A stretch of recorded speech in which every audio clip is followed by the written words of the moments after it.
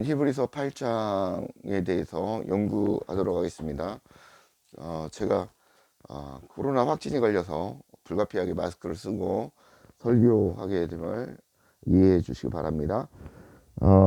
먼저 히브리서 8장은 1절과 6절은 그리스도께서 영원한 대제사장으로서 하나님으로부터 부여받은 영원한 대제사장이 되심으로 아론의 육신을 입은 레위 계통의 제사장들이 다 폐위되었던 것을 얘기하고 있고, 7절에서 13절까지는 영원한 복음의 언약으로, 새 언약으로, 복음의 언약으로 옛 언약이 폐기되었다라는 내용입니다.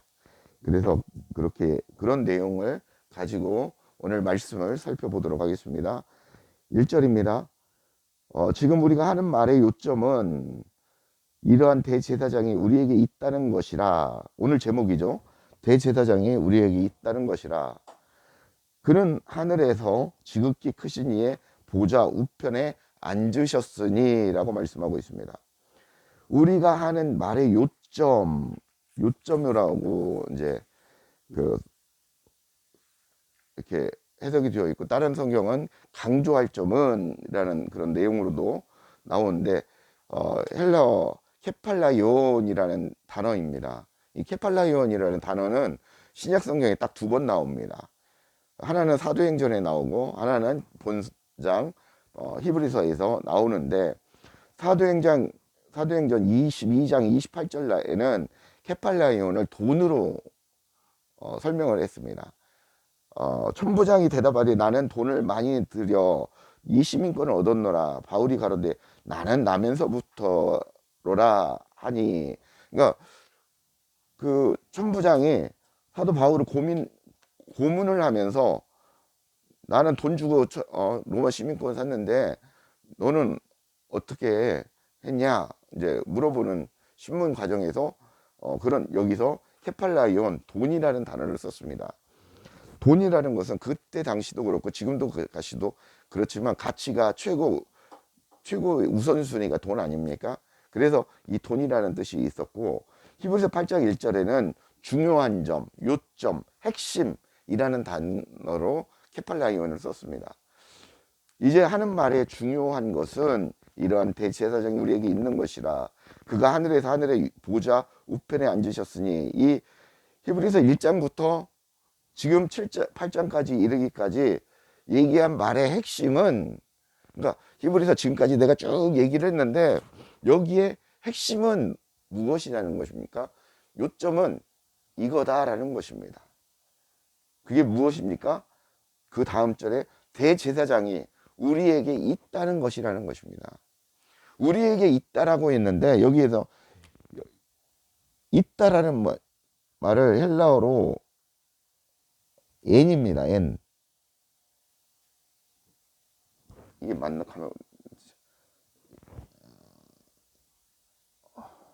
n입니다. n. 뭐뭐 안에. 뭐뭐 안에. 그러니까 우리에게가 아니라 우리 안에 있다라는 겁니다. 누가? 대제사장이신 예수 그리스도께서 우리 안에 있다라는 겁니다. 그 얘기를 하고 있는 것입니다. 그는 하늘에서 지극히 크신 이의 보좌 우편에 앉으셨으니. 예전에도 설명을 드렸죠. 보좌 우편에 앉아 있다는 것은 하나님의 권세와 권능의 능력을 똑같이 소유한 자임을 강조하기 위한 것입니다. 하나님 보좌 우편에 앉아 계신다는 게 아니라 이 말씀은 하나님이시라는 것입니다. 예수 그리스도는 하나님이시라는 것을 강조하고 있습니다. 성부 하나님과 똑같은 하나님이다. 그런 하나님으로 존재한다라는 것을 강조하고 있는 것입니다. 2절에 보면 성소와 참 장막에서 섬기는 이시라. 이 장막은 주께서 세우신 것이요 사람이 세운 것이 아니니라 라고 말씀하고 있습니다. 하나님의 참 장막에서 섬기시는 중보자이시고 대제사장이라는 것입니다. 이 장막은 하나님이 지으신 장막이라는 것입니다. 우리 인간이 지은 장막이 아니라 하나님이 지으신 장막에 거하시는 분, 그분이 대제사장이다 라고 말씀하고 있습니다. 3절 보면 대제사장마다 예물과 제사 드림을 위하여 세운 자니, 그러니까 모든 아론의 대제사장들은 제사를 드리기 위해서 예물과 제사를 드리기 위해서 세웠다라는 것이죠. 그러므로 그도 누굽니까? 그리스도도 무엇인가 드릴 것이 있어야 할지니라. 무엇을 드렸습니까? 그리스도께서 무엇인가를 하나님께 드렸는데 자기 몸을 드렸지 않습니까? 단번에 자기 몸을 기꺼이 여러분의 죄를 위해서, 저의 죄를 위해서 들이셨던 그런 분이라는 것입니다. 4절, 예수께서 만일 땅에 계셨더라면 제사장이 되지 아니하셨을 것이니 이는 율법을 따라 예물을 드리는 제사장이 있음이라. 예수님이 땅에서 제사장으로 있을 것 같으면 아예 대제사장으로서 안 할 것이다. 왜? 이미 아론의 제사장들이 있기 때문에 그렇다는 것입니다. 땅 위의 제사장은 아론의 제사장을 말합니다. 그런 것처럼 예수 그리스도는 하늘의 제사장이라는 것입니다. 누구가 세운? 성부 하나님께서 세운 하늘의 제사장이라는 것을 말씀하고 있다는 것입니다. 율법을 따라 예물을 드리는 제사장이 아니라 복음의 완성을 위해서, 복음을 위해서 복음이신 그리스도를 드리신 그런 대제사장이다 라고 말씀을 이해하시면 될 것 같습니다. 5절, 그들이 섬기는 것은 하늘에 있는 것의 모형과 그림자라. 모세가 장막을 지으려 할 때 지시하심을 얻은 것 같이 이르시되 삼가 모든 것을 산에서 내게 보이던 본을 따라 지으라 하셨느니라. 땅에서 그들이 섬기는 것은 하늘에 있는 것의 모형과 그림자라는 것입니다. 누구를 통해서 보여줬습니까? 시내산에 누구를 불렀습니까? 하나님께서 모세를 불렀지 않습니까? 40주야를 그에게 하늘의 것들을 체험하게 하시고 보여줬습니다. 그리고 계명을 주셨지 않습니까? 두 돌판을. 모형은 진짜를 알게 하기 위해서 보여주는 샘플입니다. 진짜는 아닙니다. 그게 가짜라는 거죠. 모형이라는 것입니다. 그럼 진짜는 무엇입니까? 바로 예수 그리스도라는 것입니다. 진짜 복음이 오셔서, 진짜 성전이 오셔서 자신을 대속물로 주셨다라는 것입니다. 6절, 그러나 이제 그는 더 아름다운 직분을 얻으셨으니 그는 더 좋은 약속으로 세우신 더 좋은 언약의 중보자라 라고 말씀하고 있습니다. 우리 주님은 아름다운 직분, 더 좋은 언약의 중보자가 되셨다라고 합니다. 그래서 지금도 우리 주님께서 일하고 계심을 말씀하고 있습니다. 그 구체적인 내용이 7에서 13절의 내용에서 찾아볼 수 있습니다. 7절, 8절입니다. 저 첫 언약이 무음하였더라면 둘째 것을 요구할 일이 없었으려니와. 8절, 그들의 잘못을 지적하여 말씀하시되 주께서 이르시되 볼지어다 날이 이르리니 내가 이스라엘 집과 유다 집과 더불어 새 언약을 맺으리라 라고 말씀하고 있습니다. 저 첫 언약은 하나님께서 모세를 통하여 이스라엘 백성에게 맺었던 언약을 얘기합니다. 유대인들이 율법과 규례와 계명을 지켜야 함을, 그리고 그 계명을 주셨던 것을 말씀하고 있습니다. 그리고 둘째 것이라는 새 언약을 말합니다. 8절에. 그래서 하나님께서 이스라엘 집과 유다 집으로 더불어 세우셨으며 예수 그리스도로 말미암아 성취하신 완전한 언약을 가리키고 있습니다. 첫 언약은, 율법은 불완전하고 흠이 있다라는 것입니다. 흠이 있는 그런 것이 바로 율법이라는 것입니다. 그러나 완전하고 정결한 언약이 그래서 필요하다라는 것입니다. 그래서 옛 언약을, 첫 언약을 폐기시키고 새 언약을 우리에게 주셨다는 것입니다. 그 새 언약이 무엇입니까? 예수 그리스도라는 거 오늘 성경은 말씀하고 있습니다. 9절에 보면 또 주께서 이르시기를 이 언약은 내가 그들의 열조의 손을 잡고 애굽 땅에서 인도하여 내던 날에 그들과 맺은 언약과 같지 아니하도다. 그들은 내 언약 안에 머물러 있지 아니하므로 내가 그들을 돌보지 아니하였노라 라고 말씀하고 있습니다. 언약을 맺은 이스라엘 백성들이 불순종했다라는 것입니다. 범죄했다라는 것입니다. 우리가 출애굽기 통해서도 많이 나와 있고 나와 있지 않습니까? 구약에도.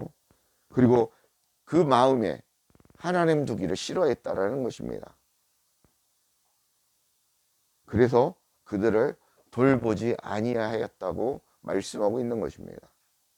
10절 또 주께서 이르시되 그날 후에 내가 이스라엘 집과 맺은 언약은 이것이니 내 법을 그들의 생각에 두고 그들의 마음에 이것을 기록하리라. 나는 그들에게 하나님이 되고 그들은 내 백성이 되리라 라고 말씀하고 있습니다. 이 새 언약이 무엇이냐면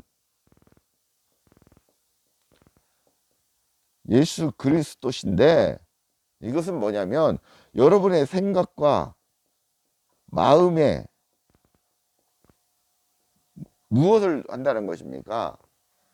여러분의 생각과 마음에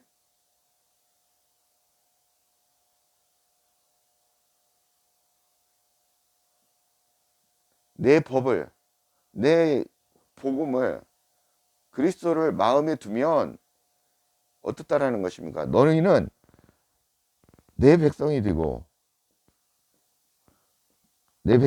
나는 너희의 하나님이 되리라. 내 백성이 되고 너희의 하나님이 된다라는 것입니다. 마음과 생각에 무엇을 둬야 된다고 하는 것입니까?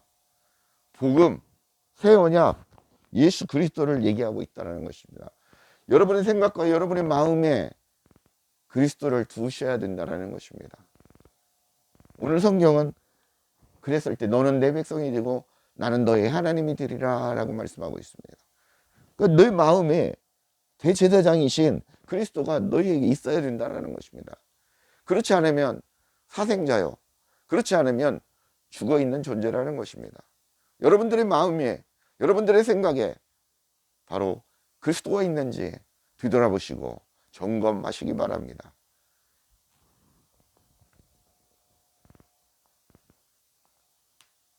몇 절이죠? 11절. 예. 또 각각 자기 나라 사람과 각각 자기 형제를 가르쳐 이르기를 주를 알라 하지 아니할 것은 그들이 작은 자로부터 큰 자까지 다 나를 알미라.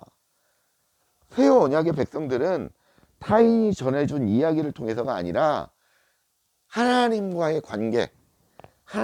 관계를 통해서 하나님의 법과 생각과 그 마음에 하나님 그리스도를 마음에 두른다라는 것입니다. 하나님을 인식하게 된다는 것입니다. 이 얘기는 뭐냐면 다르게 표현하면 성령 하나님께서 너희 마음 안에 너희 생각 안에 그리스도께서 계시면 성령 하나님께서 가르치시고 깨닫게 하시고 인도하시고 채워주신다는 것입니다. 그 얘기를 하고 있는 것입니다. 12절 내가 그들의 불의를 긍휼히 여기고 그들의 죄를 다시 기억하지 아니하리라 하셨느니라. 13절 새 언약이라 말씀하셨음에 첫 것은 낡아지게 하신 것이니 낡아지고 쇠하는 것은 없어져 가는 것이니라 라고 말씀하고 있습니다. 그 생각과 마음에 그 말씀이 있는 자들은 그들의 불의를 그들의 범죄함을 하나님이 다 용서하시겠다라는 것입니다. 다 긍휼히 여겨서 다 없이 여기시겠다라는 것입니다. 왜? 그들 마음에 그리스도 그 대제사장이 있기 때문에 용서하시겠다라는 것입니다. 그리고 1.16의 죄도 기억하지 않으시겠다라는 것입니다. 그리스도를 소유한 자, 그들은 하나님의 백성이며 하나님의 자녀라는 것입니다. 여러분 안에 그리스도가 계십니까?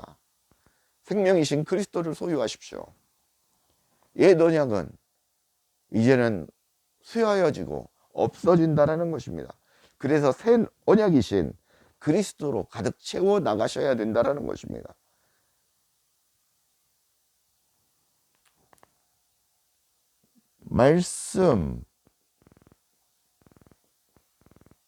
말씀이 예수 그리스도시라고 말씀을 드렸죠.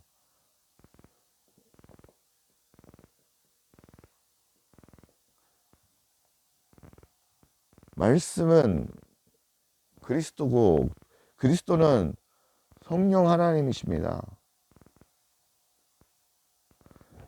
성령 하나님은 무엇입니까?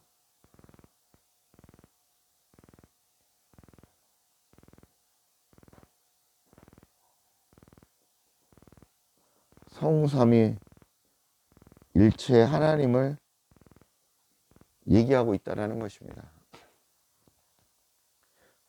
그래서 여러분은 여러분 마음 땅에 대제사장이신 그리스도를 모시고 살아가야 된다는 것입니다.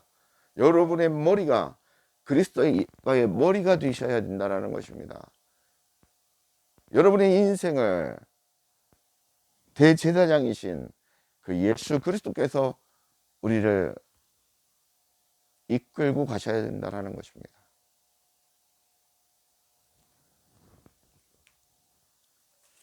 말씀을 맺겠습니다. 오늘 말씀은 그냥 한 줄로 정리할 수 있습니다.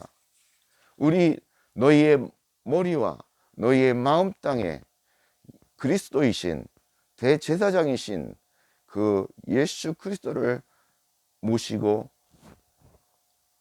살아가라. 그리하면 너는 나의 자녀가 되고 나의 백성이 되고 나는 너의 하나님이 되리라 라고 오늘 주님은 말씀하고 있습니다. 기도하시겠습니다.